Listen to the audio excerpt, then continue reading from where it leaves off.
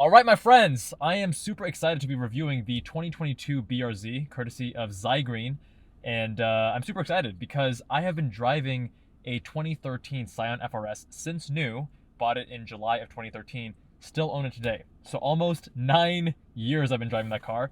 I drove it stock, I autocrossed it, I've been tracking it a lot, and now I'm gonna try out this new and improved version.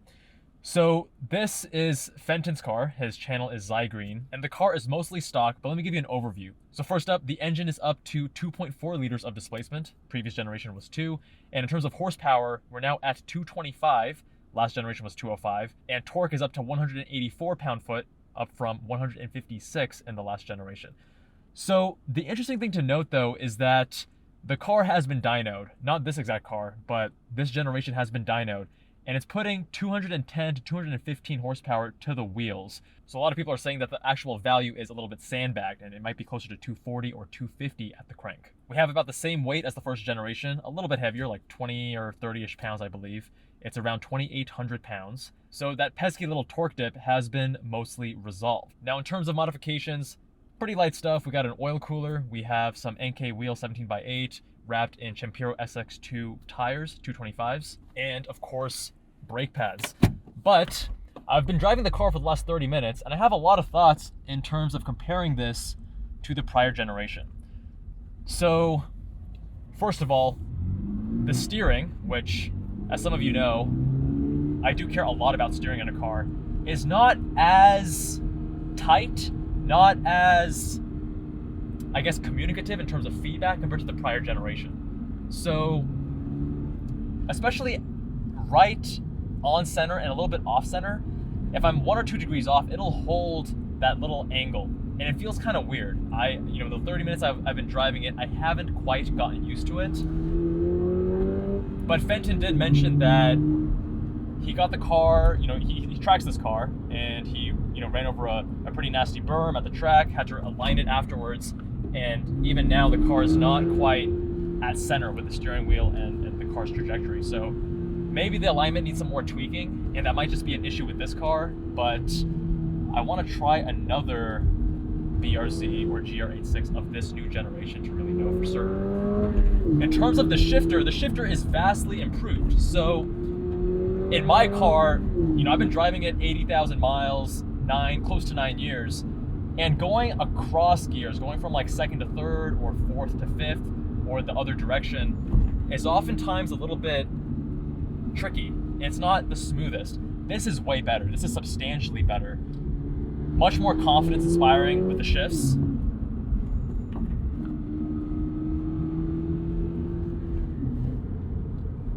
And very tight, very mechanical feeling. I do like the shifter more. So I feel like the steering's a downgrade. I feel like the shifting, the gear selector and the mechanism is an upgrade. And I've also noticed that it's a little bit more forgiving with the shifts. So in my car, if I'm not perfect with my exact re-engagement of the clutch and I'm off by a few hundred RPM, I will feel that. I'll feel the engine get pulled up or pulled down in RPM. Whereas with this car, it's a little bit more forgiving. It's a little bit more softer in a way. It definitely feels like a more grown-up version of that first generation. So things like suspension, as an example, are definitely softer in this compared to my 2013. Now do keep in mind, in the last generation, they did have some refreshes and they made changes to the suspension. My suspension is OEM, I never did coilovers, and that first generation is known for having very harsh suspension. So compared to the 2016, 2020, I'm not sure how this compares because I have not driven those cars.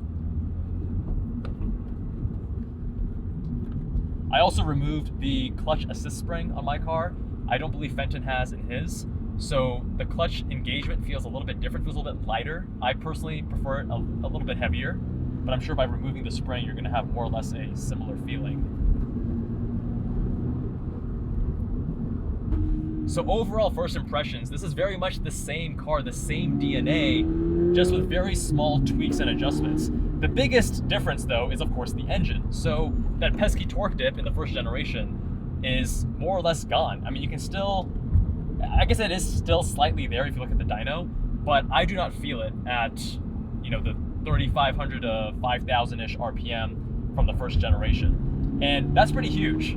This car is very much the same DNA as the previous generation. It's just grown up. It's just version 2.0. It's literally that, and spiritually that as well. So the way that the car handles at the limit, you know, being able to get a little bit of rotation with throttle is actually easier in this car because you have more power, you have more torque. That was one of the biggest drawbacks of that first generation. Now keep in mind, in that first generation, for the last 2 years or maybe year and a half, I have had a tune with catless headers and catback exhaust, which I have not dynoed my car, but they say that it gives about 20-ish horsepower. So yeah, the way that the whole shifter and like clutch is just more forgiving with these shifts is very nice. I like it. Now they are piping in artificial engine sound through the speakers, and I've never really liked that in any car, including this one. But I think part of that is because I do have somewhat sensitive ears.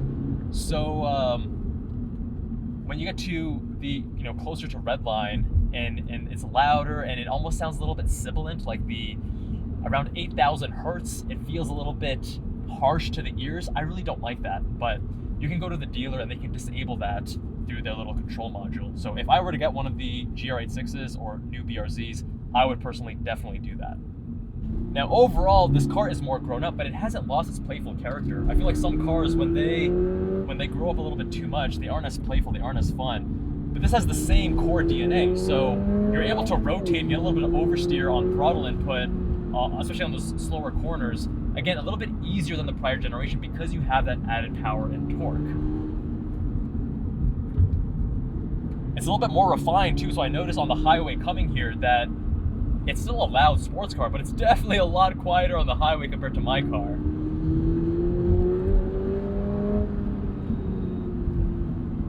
One of the questions I have is, should I get this as my next car, or rather the GR86, because I think the front end of that looks a little bit better.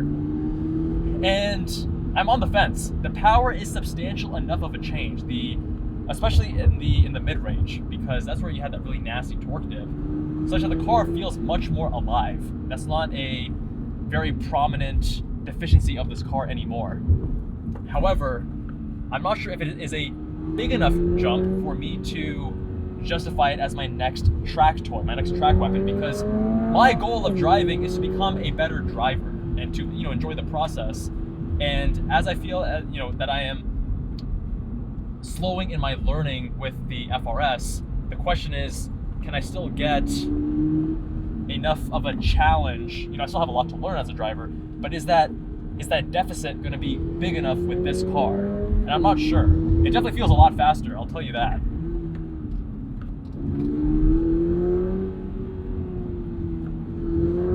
But I'm also mostly at the mid-range versus closer to redline. And on the racetrack, you're mostly at redline.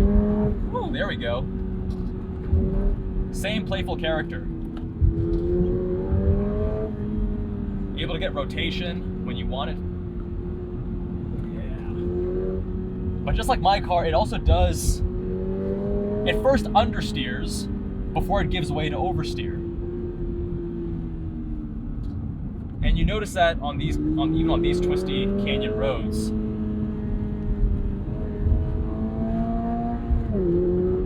And on the track, it becomes even more apparent.